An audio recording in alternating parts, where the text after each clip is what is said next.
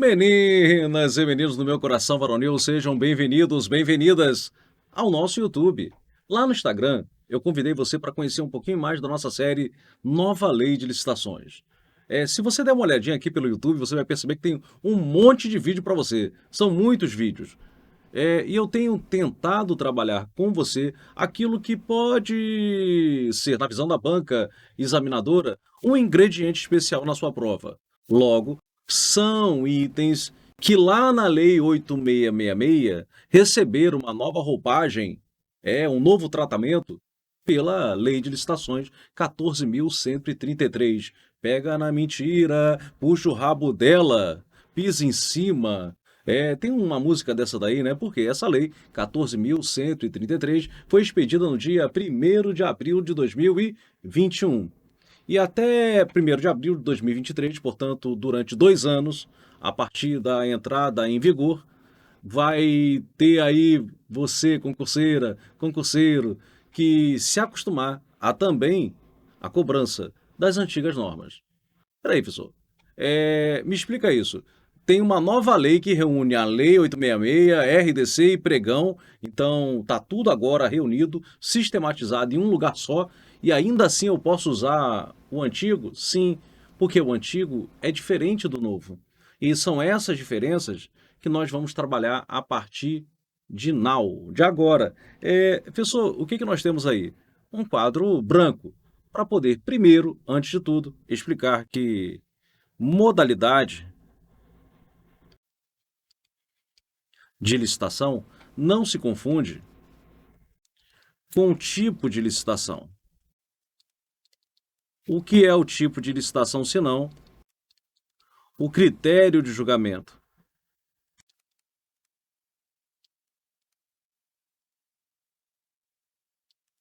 A modalidade de licitação, pelo menos lá de acordo com a lei de licitações e contratos, nós temos 5, né?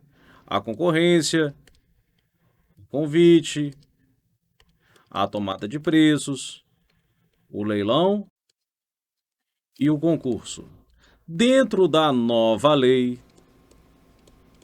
modalidade enquanto procedimento, um todo, uma série de atos encadeados, nós não temos convite, nós não temos leilão.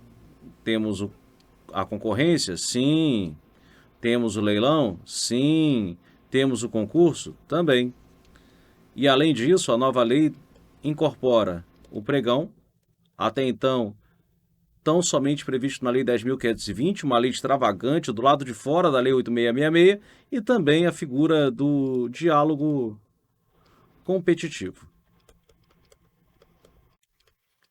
Perceba que modalidade é o procedimento como um todo. E dentro desse procedimento tem uma etapa chamada julgamento. É quando se promove a classificação das empresas. Só que para que alguém que conduz a licitação, no caso o agente de contratação, uma comissão, uma banca, um leiloeiro, um pregoeiro, pregoeira, promova o julgamento, precisa se sustentar em um determinado critério, até para que não se fuja ao princípio do julgamento objetivo. Porque se você não tiver critério nenhum, fica ao sabor, né? Fica ao sabor do agente público decidir do jeito que ele quiser. Não, não. Isso é vinculado. Existe lá um estudo preliminar, uma etapa preliminar, um planejamento interno em que eles vão escolher, conforme o objeto, como será efetuado o julgamento. Pode me chamar de tipo de licitação. Quais são eles?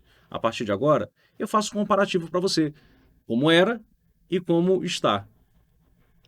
Como era? Como era, está aqui. Menor preço, melhor técnica, técnica e preço, maior lance e oferta. Na nova lei, menor preço, ok. Nada mudou. Melhor técnica, tá aqui. Nada mudou. Conteúdo artístico, pois é. Eu não vou falar que nada mudou, porque esse nome conteúdo artístico, ele é novo. Novo onde? Na nova lei. Não, não. Ele é novo em relação à lei de licitações, porque conteúdo artístico é um critério já previsto dentro do RDC, incorporado na nova lei. Então não é algo novo no ordenamento jurídico. É algo que já a administração já estava acostumada a trabalhar. E esse conteúdo artístico, levando ao pé da letra, ele já estava mais ou menos ali escondido dentro da Lei 8666.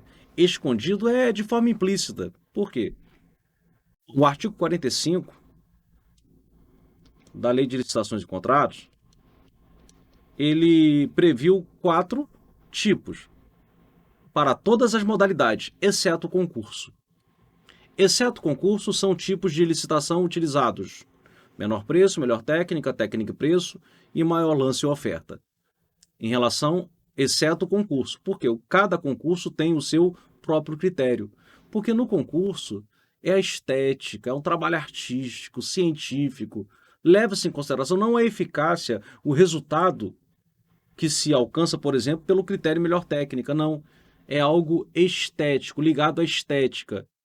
Então, a modalidade mais específica para se utilizar do conteúdo artístico é o quê? É o concurso. Ou seja, a Lei de Licitações no artigo 45 não menciona qual é o tipo de licitação para o concurso, mas a nova lei mais ou menos dá uma inclinação de que o conteúdo artístico é um critério típico para a modalidade concurso, porque se leva em consideração a estética, a escolha de um trabalho técnico, artístico, científico.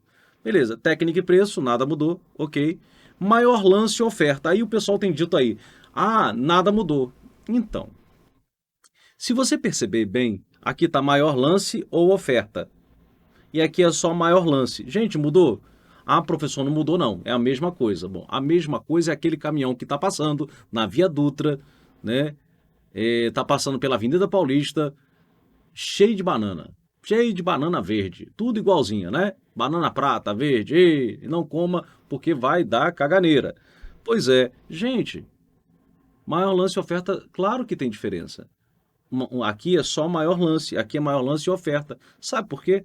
Maior lance e oferta é a alienação.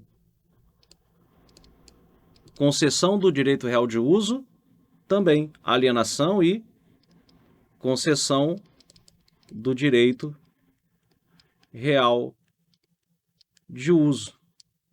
Ou seja, quando é alienação ou concessão do direito real de uso, você faz maior lance e oferta. A alienação pode ser leilão. A alienação, pela Lei de Licitações e Contratos, pode ser concorrência. Concessão do direito real de uso é concorrência. Espera aí, por que então o nome maior lance ou oferta? É porque quando é leilão, é lance. Quando se utiliza a concorrência, é oferta, porque aí é uma proposta. Como dentro da nova lei de licitações, toda a alienação agora é só leilão, toda a alienação é leilão, você não tem mais para alienação a concorrência dentro da nova lei, esqueça, não tem mais oferta. Alguém te explicou isso? Não, ninguém te explicou isso. Estão dizendo por aí que é a mesma coisa. Não, não é a mesma coisa, mudou, tá? Oferta antigamente era porque a concorrência também se destinava à alienação. Então se apresentava uma proposta. Não havia lances na concorrência. A figura lances é para leilão. Como dentro da nova lei não há mais concorrência para alienação, esqueça, é só lance. Então se cai mal lance e oferta, isso está errado. Não existe oferta, é lance. Entendi. Maior desconto. Não tem uma correspondência expressa na Lei de Licitações e Contratos. Maior retorno econômico, também não tem correspondência expressa. Então, o que mais vai cair na sua prova? Menor preço? Não. Técnica e preço? Não. Maior lance? Não. O que mais vai ser cobrado é conteúdo artístico e maior retorno econômico e também maior desconto. A partir de agora, vamos passar a leitura da lei. Você tem que aprender a fazer isso, a ler a lei. O julgamento por menor preço ou maior desconto, e quando couber, técnica e preço, porque tem preço, né? Então ele não cita técnica, ele cita técnica e preço, porque existe o preço. Considerará o menor dispêndio. Óbvio, né? Para a administração atendidos os parâmetros mínimos de qualidade. Ou seja, ter menor dispêndio não é ser tão somente o mais barato. Não, não é isso não. É ser o mais barato com uma excelente qualidade. Porque quando se paga muito barato sem qualidade, se paga duas vezes. Por isso que é atendido os parâmetros mínimos de qualidade. Os custos indiretos poderão ser considerados para efeito de dispêndio. Aí você não entendi. Que bom. Que bom que você não entendeu. Eu estou aqui para isso, né? Para tentar fazer que você não decore essa lei. Eu detesto decorar. Você que já fez o meu curso regular de Direito Administrativo, aqui no De Olho na Questão, ou qualquer outro lugar, você que já assistiu minhas aulas, você que já viu a correção das minhas questões, sabe que eu detesto decorar. Eu não, na verdade, eu tenho muito mais idade do que alguns de vocês. E hoje eu não consigo mais decorar como decorava com 20 anos, 23, 25 anos, decorava tudo. E não entendia muito, mas decorava que era uma beleza. Mas a faceta do concurso público mudou muito. Então, sobretudo os concursos mais complexos, não adianta você só decorar, você tem que entender o que você leu.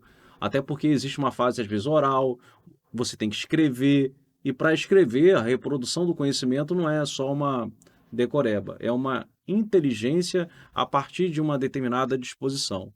Então, se você aprender, tiver a ideia, fica muito mais fácil para decorar. Porque o custo indireto pode ser levado em consideração para a definição do menor dispêndio, para a definição do critério que vai ser adotado de julgamento. É porque, suponha, né? Você comprou lá um veículo, acabo de adquirir, mediante pregão, que é usou o menor preço ou maior desconto, veículos para administração. Ah, gente, eu comprei lá muito baratinho, um preço ótimo, Corolla 2.0. E tinha lá também um Honda Civic, né, por 1.6. Aí eu peguei e adquiri. Só que a manutenção do Corolla ao longo do tempo é muito mais cara do que o Honda. O gasto, gente, eu não sei, tá? Eu não sei se isso que eu vou falar é verdade. Eu estou criando uma situação hipotética para que você possa entender o que é o custo indireto. A manutenção do Corolla é muito mais cara, ele consome muito mais gasolina, muito mais álcool, embora seja flex. É, os custos, né, os gastos indiretos são bem elevados. Ou seja, aquela economia que eu tive no início, eu não vou conseguir mantê-la ao longo do tempo. Significa dizer que ao longo do tempo, aquele veículo, embora tenha sido adquirido no menor dispêndio, ele se mostra não tão vantajoso. Ah, entendi. Então eu adquiri uma determinada máquina de xerocopiadora, e ela foi num preço ótimo, professor. Mas ela gasta muita tinta, professor. Ela imprimiu 1.000 páginas e já tem que colocar tinta de novo. E o mais caro é a tinta, né? E além disso, ela puxa muita energia elétrica. Ou seja, existem custos indiretos que fazem com que aquele dispêndio inicial seja realmente muito elevado. E às vezes, a questão também da sustentabilidade ambiental. A licitação, ela tem uma função econômica, claro que tem. Obter uma vantagem vantajosa é ótimo, né?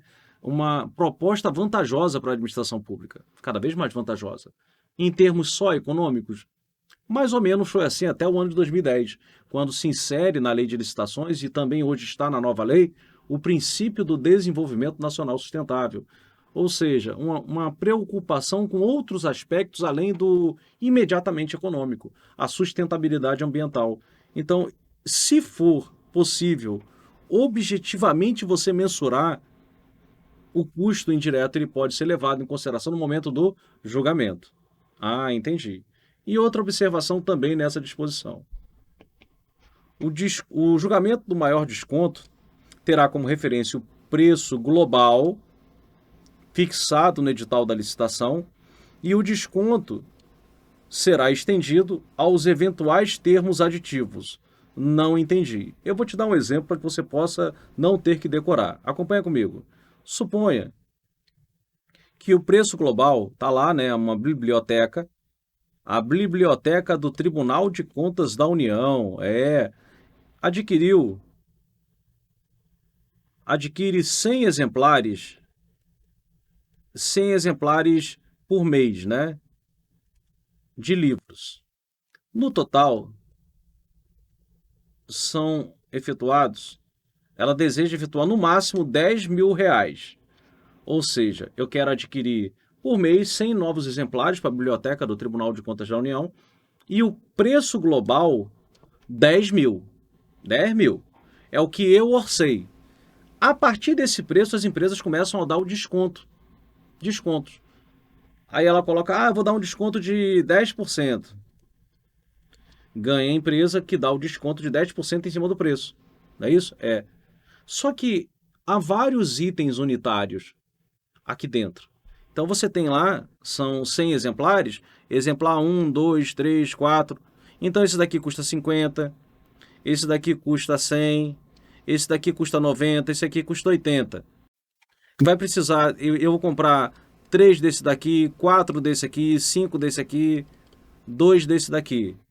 Ou seja, o mais barato é esse aqui, né? Eu vou comprar 10 desse aqui, 10. Aí o que acontece? Daria R$ 500. E sobre R$ 500, eu vou dar um desconto de 10%. Para evitar o chamado jogo de planilhas, o que o legislador teve o cuidado? Se você for mexer aqui dentro, saiba que o desconto ele é linear. O desconto é linear. No final, você vai ter que dar o desconto em cima de cada item e no final, o desconto também. Então não adianta que o preço não vai ser alterado. Acabou essa brincadeira de as empresas. Olha só, 50. Ó, tribunal, esse livro, esse mês eu não tenho como fornecer, porque vamos fazer o seguinte, mas eu tenho aqui, eu consigo te fornecer mais 5 exemplares do de 100.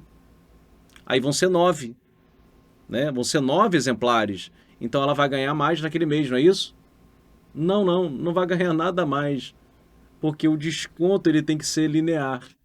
Então, evita-se o jogo de planilhas.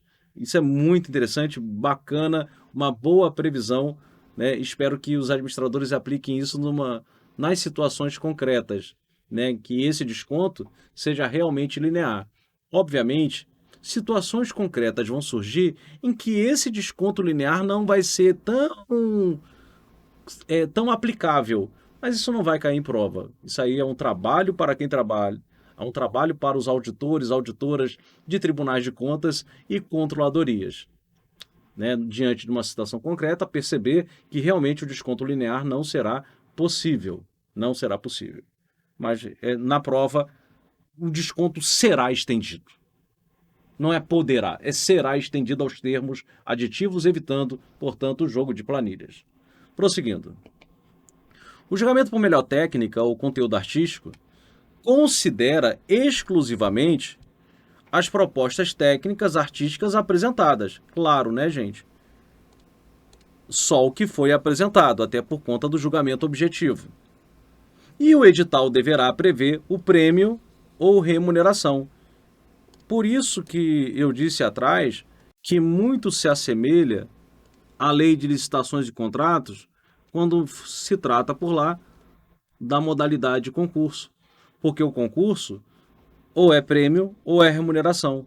O concurso utiliza, nessa nova lei, o conteúdo artístico, que se leva em consideração a estética.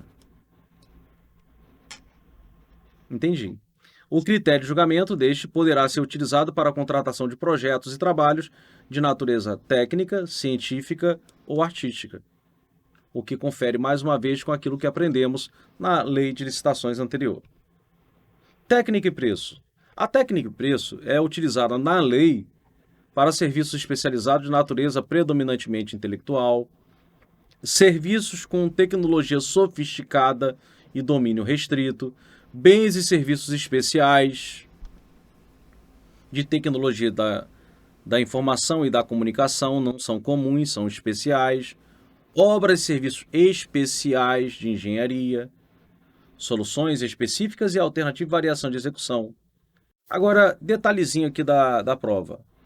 A consideração em relação ao desempenho pretérito da empresa e também a pontuação técnica. Acompanhe comigo. Será que dentro da técnica, né, da pontuação técnica, eu posso considerar a vida pregressa da empresa dentro da administração pública? Será que isso pode ser considerado? E mais, será que eu posso dar um valor muito alto à técnica e desprezar o preço? Ou existe um percentual máximo que eu posso pontuar a técnica? Será? Bom, esse é o item que cai na prova. E aí não tem jeito. Eu não consigo explicar para você por que, que o legislador coloca esse percentual. Eu não consigo. Esse percentual é um percentual histórico. E eu já procurei fundamento, né? Poderia ser 65%, poderia ser 60%. Não, eles colocaram a valoração de técnica e preço 70-30, 0,7 e 0,3. Ou seja, a técnica não pode ter mais do que 70%, é o máximo que ela pode chegar. Porque se você colocar muita técnica, você quebraria a objetividade do certame. Então o legislador entende que 70% você ainda consegue manter o julgamento objetivo. De onde saiu esse percentual? Com certeza deve ter algum estudioso, alguém que fez um cálculo, né? Alguma coisa atuarial, alguma coisa de estatística, alguma para chegar a esse percentual. Eu não conheço. Se você já ouviu, já encontrou essa definição em algum lugar, passa para mim, tenta me explicar, porque aí eu consigo explicar para que você não tenha que decorar. Mas por enquanto, vai ter que decorar o percentual. Acompanhe comigo. No julgamento técnico e preço, deverão ser avaliadas e ponderadas, então é média ponderada. Você faz uma média ponderada da técnica e do preço. E nessa média ponderada, perceba que a proporção máxima de valoração para a técnica é 70%. É 70%, então é 0,7 e 0,3. É o máximo que pode acontecer. A banca vai colocar 80, vai colocar 90, vai falar que pode ser 100%. Não, a proporção máxima é 70%. Acima de 70% entende-se como quebrar o julgamento objetivo. O desempenho pretérito deverá ser considerado. Não é poderá, né? É deverá ser considerado na pontuação técnica. Peraí. Então você está dizendo que, além da pontuação técnica, em relação àquele objeto específico, a empresa vai ganhar uma pontuação extra por conta do desempenho dela anterior? Exatamente. Ah, isso não é direcionar a licitação? Claro que não. Isso não é direcionar a licitação. Isso daí é permitir que a administração pública possa contratar quem não erra. Seria uma sanção premial para as empresas. Então, empresa, saiba que se você fizer tudo bonitinho, você vai ganhar uma boa pontuação e em futuras licitações, essa sua pontuação vai ser utilizada. O que a empresa vai fazer? Vai executar de maneira fiel. Então, é uma forma de impulsionar que as empresas não façam merda dentro da administração pública. Então, deverá ser considerada. Eu não sei você, eu, enquanto concurseiro, quando acontece isso aqui, eu pego e paro e vou até o outro dispositivo, porque fala assim, observado o disposto no parágrafo 3º e 4º do artigo 88. Tá, mas o que tem lá? Aí você não lê, né? Se você não lê, você está errada, você está errado. Você tem que parar e vai lá no artigo 88 para saber que observância é essa. As bancas examinadoras, elas têm um comportamento hoje singular. Elas combinam as disposições da lei. Então ela vai lá no artigo 88, que trata do registro cadastral, que é um procedimento auxiliar de licitação. Então é no registro cadastral, né, o assentamento da empresa, que a gente vai ter a história dela dentro da administração pública. Acompanhe comigo. Artigo 88. A atuação do contratado no cumprimento será avaliada pelo contratante, que emitirá um documento comprobatório da avaliação realizada, com menção ao seu desempenho, baseado em indicadores objetivamente definidos e aferidos, e as eventuais penalidades, o que constará no seu registro cadastral. Então você tem lá o que aconteceu em relação àquele contrato específico. E a empresa recebe uma pontuação. A anotação do cumprimento será condicionada à implantação e à regulamentação do cadastro de atesto de cumprimento de obrigações. Então precisa, né, de uma regulamentação apto à realização do registro de forma objetiva, em atendimento aos princípios da impessoalidade, igualdade, isonomia, publicidade e transparência, de modo a possibilitar a implementação de medidas de incentivo aos licitantes que possuírem um ótimo desempenho anotado em seu registro cadastral. Ou seja, considerar a sua pontuação técnica, o seu desempenho anterior, seu desempenho pretérito, é uma forma de lhe incentivar a dar fiel execução ao contrato. Então perceba que fica muito tranquilo a gente não ter que decorar, entender para decorar. Essa é minha voga. Prosseguindo. E na técnica e preço, o julgamento é feito não por um agente de contratação. Lembra? Nós temos um vídeo aqui em que falamos sobre a condução do procedimento. Todo mundo dizendo aí que é o agente de contratação, só que a lei tem várias passagens permitindo uma leitura um pouco diversa. Não se afastando, por exemplo, a existência do julgamento na técnica e preço, ou técnica, por uma banca. Por uma comissão, gente. Essa banca é uma comissão. É uma comissão formada por servidores ou empregados, efetivos, né? Servidores aqui efetivos, ou profissionais de renome. Isso lembra alguma coisa? O professor lembra sim. Muito se assemelha à nossa comissão especial da Lei de Licitações e Contratos no que diz respeito à modalidade de concurso. A comissão do concurso é de natureza especial, sendo formada por no mínimo 3 servidores ou profissionais contratados. Então, muito se assemelha, não tem o que você pensa, grande novidade. Não, não tem uma grande novidade, a não ser o fato, acompanhe comigo, de essa banca, né, ela tem no mínimo 3, isso não muda, deverá ser realizado, não é poderá. Então, esse julgamento ele deverá ser realizado. Servidores são efetivos. Aí vem profissionais. Então, essa banca, ela pode ser formada só por profissionais do lado de fora da administração pública. No entanto, perceba que, distintamente da Lei 8666, os trabalhos são supervisionados por profissionais designados conforme o artigo 7º da lei. Peraí, então, para tudo. A banca, ela é formada por profissionais do lado de fora da administração pública, quando o critério é técnica ou técnica e preço, 3 profissionais, no mínimo, e o resultado da banca vai ser supervisionado exatamente, porque são pessoas do lado de fora. São pessoas do lado de fora da administração pública e a gente não sabe o que são capazes, embora de renome, embora não queiram manchar o seu nome. Por isso passa por uma supervisão.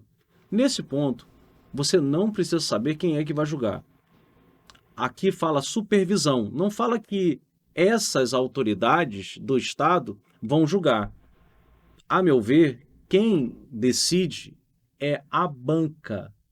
Senão você não chamaria pessoas de renome. É ela que decide, é ela que julga. Tem gente dizendo aí que quem julga é quem vai supervisionar. Bom, qual é o seu entendimento? Qual o seu entendimento? Supervisionar o profissional, gente, é decidir pelo profissional? Acredito que não. Se você já tivesse a capacidade de decidir, por que você vai chamar um profissional de renome? Que loucura, né? Sim, mas a gente tem que respeitar. Tem opinião de doutrina já afirmando que mesmo a banca formada, o julgamento vai ser pela pessoas que são designadas da administração pública, os servidores que foram designados. Mas, a meu ver, e espero que a semente seja plantada nesse sentido para você, não tem muita lógica. Você chamar uma pessoa de renome é um sinal de que você não sabe julgar.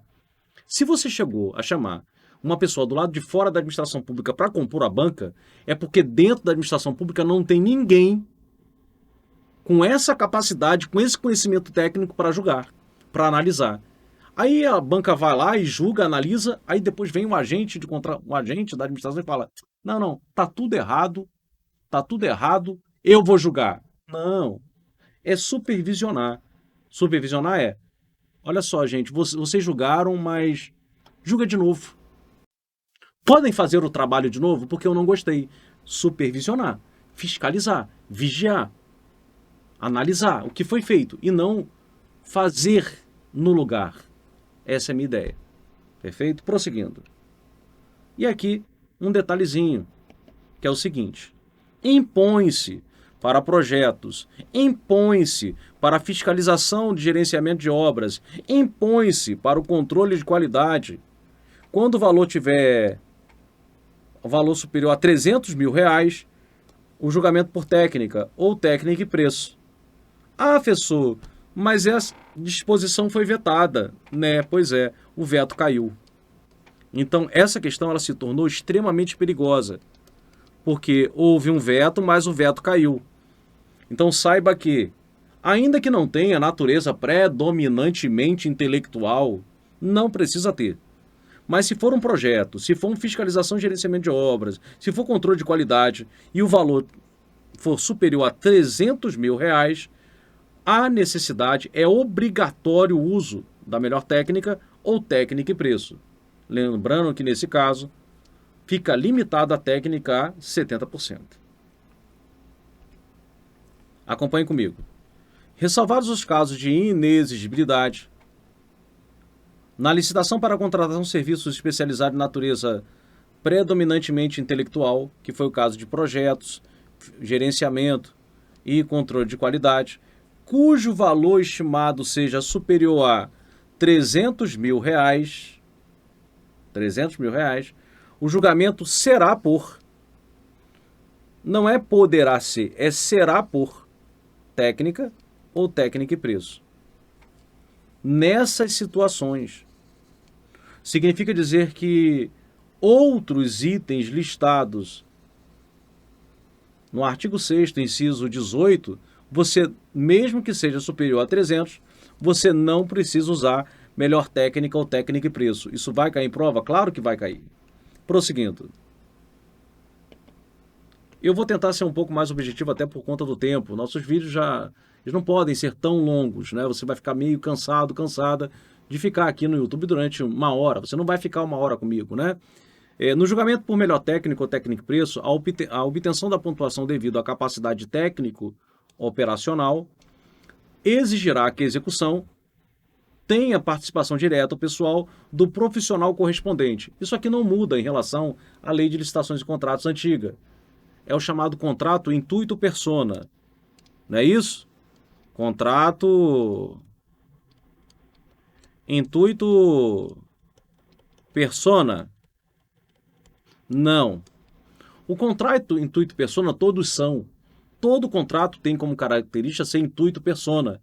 Esse que se leva em consideração para efeito de pontuação a capacidade técnico-profissional é aquele profissional que vai executar.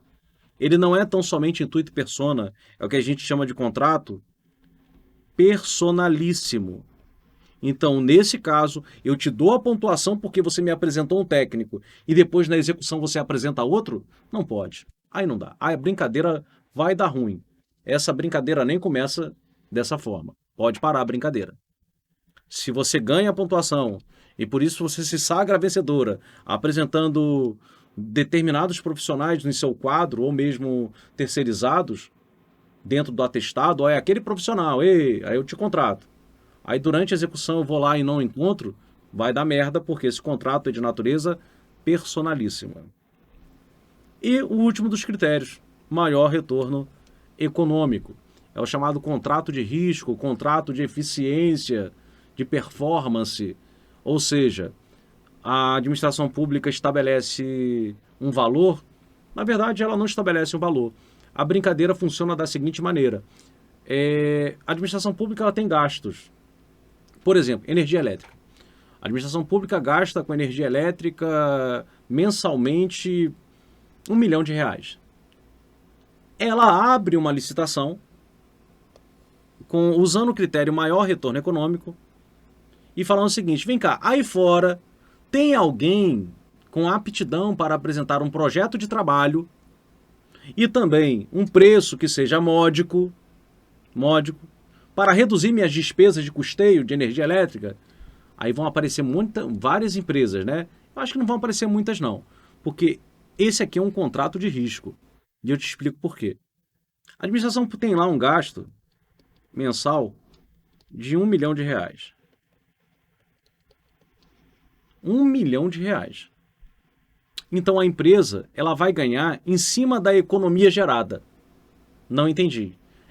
Por isso que ela apresenta um programa de trabalho, um projeto de trabalho. E o preço? O preço é o desconto que ela vai dar em cima, o percentual que ela vai ganhar em cima da diferença. Por exemplo, administração, vou gerar uma economia de... Eu me proponho gerar uma economia de 10% em cima do que você está gastando. Aí a administração, então quanto que eu vou pagar? Bom, administração, economia de 10%, você vai passar a ter um gasto mensal de 900 mil. Ah, tá bom. Pô, melhorou, né? Vou gastar 100 mil reais a menos. E você, quanto que você vai ganhar? Então, nessa economia gerada, que eu proponho de 100 mil, que é a economia que eu proponho contratar com você, eu quero 5%. Então, a empresa propõe ganhar 5% em cima da economia gerada. Ela vai ganhar lá 5 mil reais. Ganha 5 mil reais. Aí a administração, pô, legal. Então venceu você. Você me disse que ia gerar uma economia de 10%, o seu projeto é ótimo, e na economia gerada eu vou te dar 5%. Perfeito, eu fico com 95%. Para a administração pública, excelente. E para o particular, um risco danado, né? Porque todo mês ele vai ter que brigar para reduzir isso aqui. Ele vai ter que reduzir isso aqui de qualquer jeito.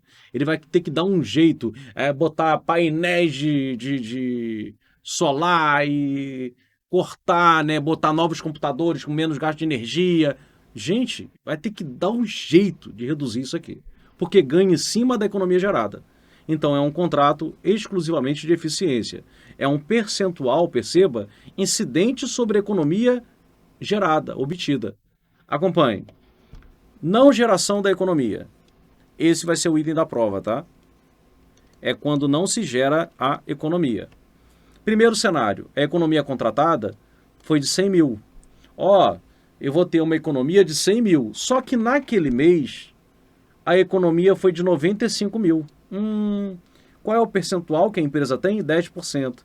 Então, 10% sobre a economia, dá 9.500. Mas quanto ele se propôs? Bom, ele se propôs a ter 100 mil, só que ele não conseguiu.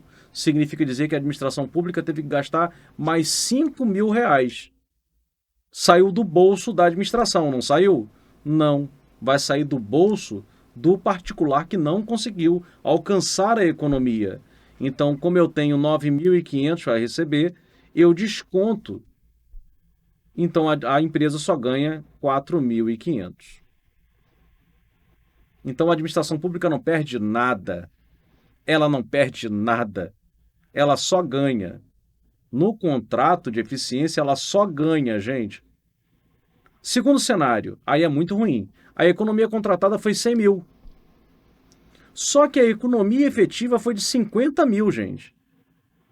Então, quanto que a empresa ganha? 10% de 50, 5 mil. Só que eu tenho que descontar, né? Quanto que a administração teve que pagar a mais aqui? A administração pública pagou a mais 50 mil reais. Então, quanto que a empresa ganha? Bom, a empresa ganha zero. Só que ainda fica aqui, descontando 5 mil, nós ainda temos 45 mil reais de prejuízo para a administração pública. Porque a empresa não conseguiu alcançar nem de perto a economia gerada. E a administração desembolsou os 45 que ela não estava esperando. E aí, o que acontece? Bom, segundo a lei, acompanhe comigo.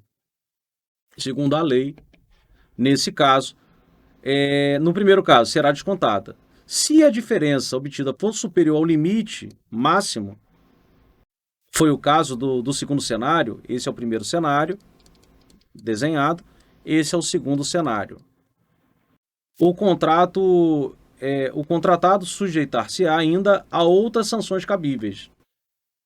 A lei para aqui, a lei parou aqui. A nova lei parou aqui. Aí você fala assim, sujeitar-se-á ainda a outras sanções cabíveis. Ou seja, não vai ganhar nada e está sujeito a sanções. A lei fala quais são as sanções? Não, não fala. Mas eu gostaria de trazer para você uma disposição que poderia ter sido colocada aqui, na nova lei. O legislador não colocou, não sei por quê. É uma excelente disposição prevista no RDC. O RDC não foi revogado, tá? Então, é possível que ainda caia uma questão com base no RDC naquilo que eu vou apresentar para você agora. E que poderia ser uma solução para quem for interpretar futuramente a nova lei de licitações. Pode ser uma solução, porque é que assim, sujeitar-se-á ainda a outras sanções cabíveis. O legislador não falou nada, mas o RDC, ele vem trazendo. Se a diferença, que é o segundo cenário, for superior, será aplicada a multa. Então, no RDC, nós temos uma solução. Será aplicada a multa. Multa. Então, será, não é poderá, é. Porque houve uma inexecução contratual, ainda que parcial. Houve uma inexecução. Então, será aplicada a multa. Aí você fala, professor, mas a inexecução parcial, segundo a nova lei de licitações, gera advertência. Isso se não for algo mais grave. Aí poderia levar a uma outra sanção. Só que a multa é cumulativa. Então a empresa pode ser advertida e também receber a multa. Porque a multa é cumulativa com as demais sanções. Então a multa, senhores gestores, né, se tiver algum gestor, alguém que trabalha em tribunal de contas ou controladoria, pensa dessa forma, orienta a aplicação da multa pelo descumprimento do contrato em execução e também uma chamada no primeiro mês a título de advertência, como assim permite a nova lei de licitações. E aí vem o RDC. A contratada sujeitar-se-á ainda a outras sanções. Aí sim, ó, essa parte foi reproduzida, só não replicaram a parte da multa, ou seja, a obrigatoriedade de se aplicar uma multa. Deixou isso aí aberto, né? É como se a multa não pudesse ser aplicada. Na verdade, ela pode. Na verdade, ela deveria ser, para que a empresa tivesse um pouco mais de cuidado. Ou o legislador teve aquela ideia de, não, não aplica a multa não, porque tem mês. Olha só a sensibilidade do legislador. Pode ter sido essa, tá? De repente eu estou falando uma coisa aqui, mas a sensibilidade dele foi outra. Contratou uma empresa para contrato de eficiência de reprodução, de escaneamento, de escanear materiais. Então, o Tribunal de Justiça está gastando lá 2 milhões de reais com escaneamento de processos. Aí começa a escanear, escanear, escanear, e a administração, aí vem a empresa e diz que vai reduzir em 20%. Só que o que acontece? Tem um histórico. Existe um histórico, senão a empresa não entra nessa brincadeira. Existe um histórico de tudo que foi executado. Só que no ano anterior, quase não havia processos para escanear. No ano anterior também não. Nos últimos 3 anos, a média de escaneamento eram 50 processos. Só que naquele mês houve um volume, gente, absurdo. Um acréscimo de processos absurdo dentro da administração pública. Aí a contratada vai conseguir a economia? Não, não vai. Porque aquele histórico não se reproduziu naquele mês. Talvez por isso a nova lei não tenha colocado a multa como um dever e nem a sanção como um dever. A possibilidade de sanções avaliada no caso concreto. A possibilidade de multa avaliada no caso concreto. Né? E eu estou sendo aqui tão rigoroso com a nova lei de licitações, porque talvez eles estejam considerando a possibilidade, diante do caso concreto, de realmente a demanda da administração pública ser variável ao longo dos meses e realmente a empresa não conseguir a economia gerada por conta de um surto, né, de um aumento abrupto dos serviços. Deixa eu ver, acredito que não tenha mais nada a falar sobre a nova lei de licitações no que diz respeito aos critérios de julgamento.